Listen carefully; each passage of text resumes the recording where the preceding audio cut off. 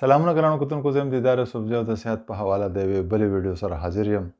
نن به زه خبرې کوم په نیک سټیفنس او شولډر سټیفنس باندې چې موږ ورته د سټ برېښېده یا د سټ دردېدل وایو، او د ولي پرېوتل یا د ولي برېښېدل یا دردېدل ورته وایو. دا یو ډیره عامه بیماری ده په ډیر زیات خلکو کې، یو خو د عمر سره سره چې کله دا پټې د وجود دا کمزوري شي نو د هغې سره هم کیږي، خو په عامو خلکو کې او په ځوانانو کې هم دا ډیر زیات نو موږ به نن ګورو چې د دې وجوهات څه دي او بیا موږ د دې دپاره څه داسې اکسرسایز وغیره کولی شو چې موږ د دې نه ځان بچ کړو. سټ چې زموږ دی نو دا لکه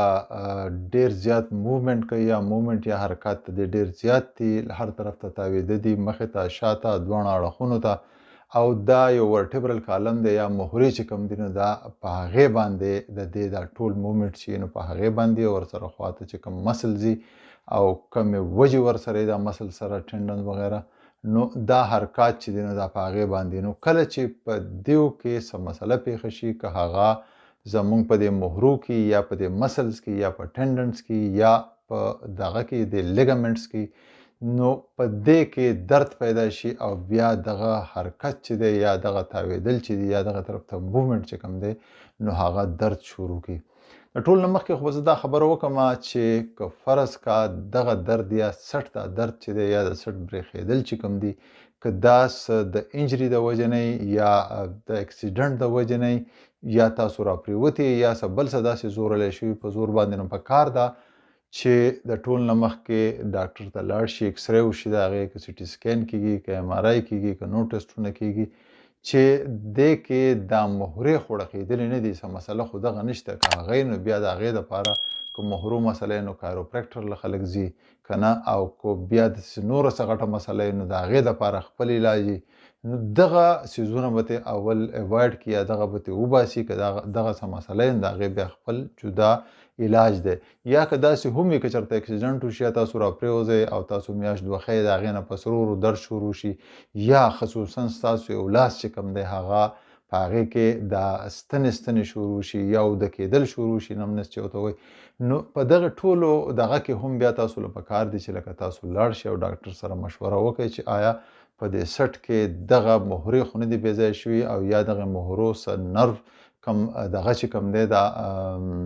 اعصابي دغه چې ورته موږ کوم وایو دا نرو چې کوم دی نو دغه خو یې نه دي زورلی چې په دې وجه دا تاسو ته دا نمنس یا دا اوده کېدل یا دا ستنې کېدل کېږي، نو دغه جدا خبره ده. خو عموما زه به خبره کومه لکه زمونږ په ټولنه کې عموما عام خلک چې ناڅاپه ناست دي یا راپاسي یا وایي سټ وړقې نو بس وایي سټ مې وبرېښېدو یا په سټ کې مې رګ واغوښتو، اکثر خلک دا هم وایي سټ مې ودردېدو او بیا یو طرف ته یې نیولی بل طرف ته نه تاویږي. نو دغه وجه څه کېدی شي؟ د دې عموما دا ده چې یو خو موږ که دې ته وګورو نو زموږ پوسچر چې دی زموږ ناسته چې ده هغه د ټول نه زیاته مهمه ده، ځکه چې کله موږ کینو نو په کار دا ده چې زموږ سټ چې کوم نیچرل پوزیشن دی چې په هغې کې زموږ شاته سپاین چې کوم دی د ملا دا ټوله ډوکی چې دی چې دی هم په دغه یو پوزیشن کې په خپل نیغ پوزیشن کې که دا مخې ته کوږي یا شاته کوږي نو دا اب نارمل پوزیشن نو په کاره چې موږ کله کینو نو چې زموږ کرسۍ داسې پرته چې زموږ د ملا دا ډوکی چې دی دا نیغي په خپل ځای. د دې سره سره موږ نن سبا چونکې د میډیا دور دی ټول خلک ثابته ورځ کمپیوټر ته ناستي یا ټي وي ته ناستي، نو که موږ کمپیوټر یا ټي وي سکرین هم لګو نو په کار ده چې د سکرین او زموږ د سترګو لیول یو وي. که زموږ سکرین ښکته نو زموږ سټ به داسې نو زموږ شاته سټ چې دی هغه به سټرچ کېږي یا په هغې به زور راځي، یا که یو طرف ته نو هم به پرې زور راځي، که بل طرف ته نو هم به پرې زور راځي. خصوصا موبایل که موږ نسو لاندې ګورو نو هغې سره هم دا سټ چې دی نو هغه ثابته ورځ دی سټرچ پروتي او دا شاته مسل چې دی دا راښکودی کېږي او په دې کې تناو زیاتېږي، نو په دغه کې بیا سپازم یا دا ونښلي په ځای باندې دغه چل کېږي. د دې سره که موږ کله ټلیفون استعمالو نو په کار نه ده چې موږ غوږ ته ټلیفون ونیسو او داسې هم نیولی نو په دې کې چې دی نو د بل طرف دا مسل چې کوم دی دا سټرچ شي او ایکسټرا سټرچ شي، ډېر زیات راښکلی شي، نو دغه راښکلو د وجې نه دا کېږي چې په دې کې تناو زیات شي او په دې کې دغه مسله پیدا شي چې موږ چې وایو چې سټ مو برېښېدو دی بیا لکه الریډي انفلیم شوی نو د باندې هغه زور دومره راغلی نه ده چې ایله زور پرې نور شي نو بس دی بیا په ځای باندې ونښلي، نو دغې ته موږ وایو چې یاره سټ برېښېدل یا په سټ کې رګ واغوښتو. د دې سره سره لکه نور مهم ستاسو د پوزیشن چې دی یا که څوک چېرته دروند کار کوي او دغه راچوت کړي ناڅاپي څه وزن راچوت کړي نو د هغې سره چې دی دا په دې کې دا سټرس یا سټرچینګ زیات شي د هغې سره کیدی شي نور مختلف عوامل دي د ناستې پاستې سره د هغه مهم نو دغه څیزونه چې دي نو موږ له پکار ده چې کله موږ وزن چوتو یا کله چې موږ ټي وي یا دغه ګورو یا فون استعمالونو پکار ده چې موږ د خپل سټرچینګ یا د خپل پوزیشن نارمل پوزیشن چې کوم دی د هغې موږ ډېر زیات خیال وساتو اوس که چاته وشي دغه ما چې کومه خبره په شروع کې وکړه چې چاته څه انجري نه وي څوک راپرېوتی نه وي څه بله څه مسله نه او ناڅاپي په سټ کې بریخ واوړي نو دغه ناڅاپي نه اصل کې د دې شاته ډېر وخت نه دا د تناو ښکاري یا راښکودی شوی خو بیا داسې شي چې په دې مسلز کې نري دغه مسل فایبرز دي او هغه فایبرز چې دي په هغې کې کله لږ کله ډېر وشلیږي نو هغه شلېدلې بیا انفلامیشن وشي او هغه ځای درد شروع کړي نو هغه بیا چې دی 2-3 ورځې یا هفته چې دی هغه په هیلینګ کې بیا به هغې په ښه کېدو کې د هغې ټیم لګي اوس که چاته مسلسل دا کېږي نو هغو له پکار ده چې بیا د خپل سټ ایکسرسایزز کوي ځکه چې د سټ ایکسرسایزز ډېر زیات ضروري دي او د سټ دا مسل چې دي د هغې سره به ستاسو مضبوطي نو چې کله ستاسو مسل مضبوطي نو بیا به د دې د پرېوتو چانس نه اول خو دا ده لکه ما چې څنګه د پوزیشن خبره وکړه چې پوزیشن ستاسو پکار ده چې نیغي ښه که فرض کا تاسو بیا ایکسرسایزز کوه تاسو پوهېږئ ځینې خلک داسې چې یاره هفته 10 ورځې پس په مخه دغه پکې اوړي دا بریخ پکې اوړي یا دا دغه کېږي درد پکې راځي نو په دغه حالت کې بیا دې له پکاره چې دی د سټ د خپل ایکسرسایزز کوي د سټ ایکسرسایزز څه دي د ټول نه مخکې خو لکه زه به ته دا ووایم چې څومکې زموږ د سټ د شاته مسل چې کوم دي هغه آلریډي اوور سټریچ یا عموما هېڅوک به هم تا نه لیدلی چې ټي وي بره لګولی او داسې دغه ته ګوري که نه خو ټول عموما یا د سترګو په لیول کې کوي دا خو ټیک ده خو که د سترګو نه ښکتی نو دا شاته مسل ټول سټریچ شوي نو پکار ده چې سټریچینګ ایکسرسایز د سټ ډېر زیات کوي او بیا دا زنه چې کوم ده نو دا زنه مخې ته راوړي دغه شان تاسو ګورئ د ما دا ګوته نیولې ده او بیا شاته 3 سیکنډه مخې ته بیا شاته دلته کوم اولنۍ ورټبره چې دا او د سکل سره چې دا کوم لګي د دې موومنټ ډېر زیات کم وي نو پکار ده چې دې سره دا موږ سټریچ کوو مخې ته او شاته مخې ته او شاته 3 سیکنډه کم از کم بیا د دې نه علاوه سټ یو طرف ته اړول چې دا مسل ریلیکس شي بیا سټ بل طرف ته بیا یو طرف ته تاوهل او بل طرف ته تاوهل دا د دې عمومي دغه دي دا ایکسرسایزز دي زمونږ دا سټ چې کوم دی نو دا دلته یو غټ مسل دی هغې ته موږ ټریپیزیس مسل وایو ښکته متلی دا د دې ولې نه راغلی او دې سټ په دې دغه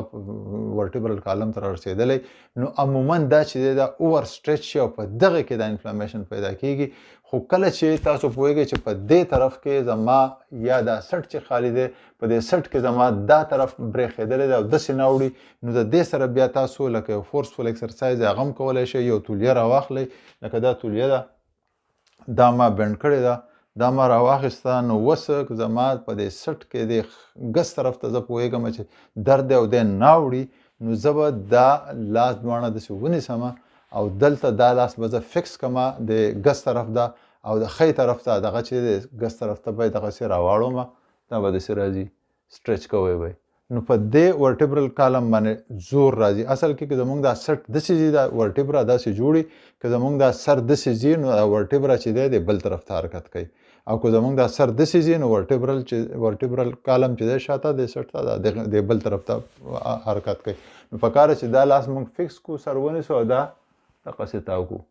بیا 3 سیکنډ هم نیولی بیا د بل طرف ته په نارمل پوزیشن کې دغسې هم نیولی دی دا لاس فکس کو بیا او دغسې تاو کو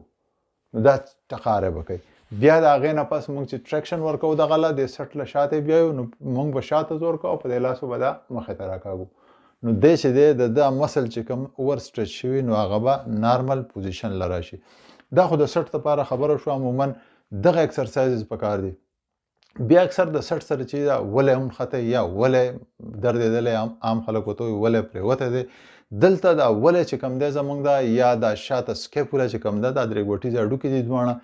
نو د دې سره یو مسل اټیچ شي او دلته راغلی هغه هم د ورټیبرل کالم ته هغې ته وایي لیویټر سکیپولي لیویټر اصل کې چوتولو ته وایي سکیپولي د سکیپوله نوم راوتی دی نو دغه مسل چې کوم دی نو دی اصل کې دا زموږ دا سکیپوله چې دی دی بره کوي تاسو کو خیال وکړئ نه عموما موږ چې ناست یو نو همدقسې ناست یو زموږ د لاسونه مخې ته هېڅوک هم داسې نه کښېني چې د لاسونه شاته بوځي که نه نو مخې ته نو دغه ټریپیزیس شاته چې کوم مسل دی هغې باندې زور او دا دواړه سکیپولا چې کوم دی یا دا درې ګوټیز هډوکي چې کوم دی نو دا د یو بل نه لرې کېږي نو هغه مسل سټرچ کېږي ور سټرچ کېږي دغه شانتې د ولو او د سټ دا قصه هم وي زموږ چې عموما دا لاس داسې نو دی الریډي سټرچي مونږ کله هم دا اکسرسایز نه کوو چې یاره مونږ لاس چوت کو دغسې یا دا ولي مونږ شاته بوځو نو کله چې دا سټرچ شي تاسو پوهېږئ چې یو طرف ته درد دی دواړو طرف ته دی نو د دې خپل اکسرسایزز دي پکار ده چې یو خو دا مونږ دا لاس ما داسې ونیول او دا ولي ما چوت کړو دغسې 3 سکنډه مې نیولې دي بیا ښکته شو بیا مې ولي چوت کړو ښه په قلاره نو دا چې کوم دی دا لیویټر سکیپولې ما چې کومه خبره وکړه چې دا سکیپوله دی بر راکاږي نو دی راښکودی شوی دا سکیپوله زموږ لاندې نو تاسو کو داسې دا چلو کوئ نو د هغه راښکوده به کم شي لکه دغه به پکې کم شي ټینشن به پکې کم شي نو دی به ځای له ورځي بیا د دې سره د دې سره سره مونږ بیا دا اکسرسایز هم کولی شو چې دواړو طرف ته مونږ تاوو دغسې دا دواړه تاویږي بیا د دې نه علاوه بل اکسرسایز چې کوم دی نو هغه دا دی چې مونږ دا ولي چې کوم دی دا دواړه شاته ولي یو بل ورولو دغه شان چې یو بل ته نږدې شي نو دا اکسرسایز هم ډېر زیات ضروري دی ځکه چې ټوله ورځ مونږ ناست یو او دی اوور سټریچ نو دا پکار ده چې مونږ دا اکسرسایز ورسره کوو چې دا ولي چې کوم دی دا دواړه شاته ځي او د یو بل سره جنګېږي او 3-4 سکنډ یا 10 سکنډه پورې کولی شي بیا ریلیکس کوي 10 سکنډه بیا ریلیکس کوي دغه شانتې که د کم طرف هغه دغه زیات سټریچ شوی دا ټریپیزیس یا دا لیویټر سکیپولي نو پکار ده چې دا سټ پسې مونږ راکوو کو او د اوله پسې مونږ اوچت کړو ځکه چې هغه مونږ هغه سټریچ د هغې کم کړو دغه شان که د بل طرف ته نو دا هم مونږ کولی شو دا د دې اکسرسایزز دي دې نه علاوه بل عام اکسرسایز چې دی نو هغه دا هم دی چې دا لاسونه مونږ په دوه دیوال باندې داسې کېږدو او دغه شانتې زور خپل ټول وجود مخې ته کو او دا ولي چې دی په دې باندې زور راشي او دا مونږ شاته بوځو اصل کې د دې اکسرسایز ټول مطلب هم دا دی چې لکه دا ولي زمونږ دسي نو د دواړو ولو په منځ کې چې د ورټیبرل کالم ته کوم مسلز راغلي نو هغه اوور سټریچ شي همیشه نو پکار چې هغه مونږ ریلیکس کو دغه شانتې دا ولي زمونږ ښکته نو دا مسل چې کوم راغلي نو دا اوور سټریچ همیشه نو پکار ده چې دا مونږ داسې اکسرسایز ولو کو چې دا مونږ ریلیکس کو د دې نه علاوه بل غټه خبره دا ده چې کله یو طرف ته د سړي سټ ونخلي یا ودردېږي نو په هغه وخت کې انفلامیشن شوی نو پکار ده چې یو ورځ نیمه هغې له مونږ آرام ورکو تاسو به داسې نه کوئ چې لکه څنګه سټو مو برېښه او تاسو های اکسرسایز شروع کړئ اکسرسایز چې کوئ هغه به هم ډېر په قلاره کوئ ځکه چې اوور سټریچنګ پکې نه دی پکار نو کله چې ورځ نیمه وشي تاسو پوهېږئ چې درد ختم شو نو بیا پکار چې اکسرسایز شروع کړئ د هغې سره لکه ډېر خلک دا دی چې آرام څنګه کېږي ځکه چې دا کالر ولګئ هغه کالر چې لګېدلی نو هغه ستاسو پوزیشن نارمل پوزیشن کې ساتي د دې سره تاسو لکه د درد لپاره ګولۍ خوړی شئ د عام ایبروفین ګولۍ شوي یا سکیلټل مسل ریلیکسنټ ورسره خوړی شئ او د دې نه علاوه ښه خبره دا ده چې لکه که داسې درد سوی نو په هغې کې تاسو هارډ اینډ کولډ پیکس ورته وایي په هغې کې جل ډک کړي یا په هغې کې د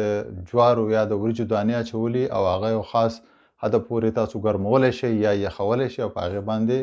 د درد د کمولو دپاره هغه هم ایښودی شئ یو خبره به دلته یاده ساتئ چې کله تاسو سملی نو په کار ده په دغه وخت کې په کار چې تاسو چت بالښ استعمال کوئ او هغه مټاک نه نرم بالښ دی د هغې سره ضروري خبره دا ده که اوس تاسو سټ او ولې اکثر یو ځن خطی او برېښېدلی او درد یې د سټ او د ولې دا درد چې نو په دې کې بیا تاسو هغې طرف ته چې دی سټ نشئ اړولی نو هغه اوور سټریچ شوی نو عموما ما دا لیدلي چې خلک سملي بیا نو په دې طرف درد دی په دې بل به سملم نو چې کله ته په دې بل باندې سملی او په سایډ شیپ په خوب کې نو ستا پوزیشن دا شي چې